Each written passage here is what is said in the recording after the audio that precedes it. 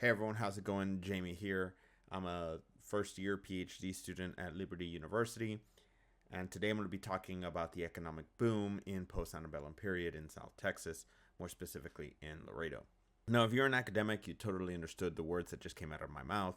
However, if you just clicked on this video by accident or whatever, but you probably have no clue what's going on. That's fine. Pretty much all I'm going to be talking about is how the economy in Laredo kind of exploded after the Civil War, and it was mainly due with the introduction of the railroad. Now, the railroad first came to Laredo in 1881. Shortly after it arrived, both governments from Mexico and the U.S. Negotiated the construction of the first international bridge here in Laredo, and that was the rail bridge. The first line to be connected into Laredo was actually the Mexican National Railway, and that came from Corpus Christi to Laredo. This kind of changed the way Laredoan merchants thought about goods and selling their goods. Before, things usually just got put on a pontoon boat, taken across the river into Mexico and off into Monterrey. However, once a railroad was constructed, we could now put our goods on cars, send them out to Corpus, put them on boats, and, off to the international market. Not to say that that wasn't possible before. It was just a bit more tedious to get goods. In 1881, that's when the Missouri line came down from San Antonio. And the railroad, just like it did elsewhere in the United States, really cut down travel. And what used to take a 4-day trip from San Antonio to Laredo can now be done in 4 hours. Now, travel time did vary based on conditions. As Mr. Charles Duetz mentions in an article for the Laredo Morning Times that was published in 1937, as he's recalling what it was like to travel down to Laredo before the introduction of the railroad via ox cart. He remembers one trip at one time taking nearly 2 weeks to get into town. When the railroad got to Laredo, the city did see a huge boom in population.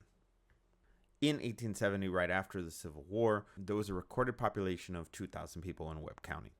In 1880, that number was around 3,500. In 1890, after the construction of the railroad and the international bridges, there was around 11,000 people in Webb County. Now, with the ease of transportation with the railroad, a lot of ranchers and farmers were able to move their goods to market. The Bermuda onion was first grown in Cotulla, Texas in 1898, and this was owned by T.C. Nye. Now, after the success of that first batch, Nye will end up purchasing land in northern Laredo. Eventually, with his ranch 4 miles north of Laredo and access to the railroad, he built a little station there so that he can put his onions on carts and ship them up north. By 1906, there's about 500 carloads of onions being shipped out of that station. In 1949, there was about 10,000 acres of irrigated land in North and South Laredo. Now, in Webb County, there was about 2 million acres of ranch land. That number has dipped significantly.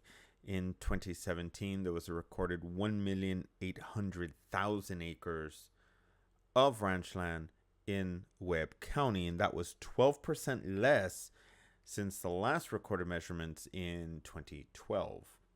Now, no one prospered more in that post-antebellum boom than the Gates family. The Gates owned a ranch in northern Laredo called Espejo Ranch, which is pretty much just Spanish for mirror. But the ranch was put together in 1920 and the 1930s by Alonzo Gates, who was actually from Zavala County and just came to Laredo. First, he buys a couple of parcels of land and then buys adjacent parcels of land to expand his acreage. This is not something unusual. A lot of people under the Homestead Act in the United States Midwest were acquiring land in such a way. So it wasn't unheard of to buy 1 acre and then buy the surrounding acres to increase your ranch load. Now, while the Gates did plant onions, their main go-to was cattle, having about 3,000 cows in the ranch land. Can still see the effect of the economic boom thanks to the railroad, which was first introduced almost 100 years ago, more than 100 years ago now.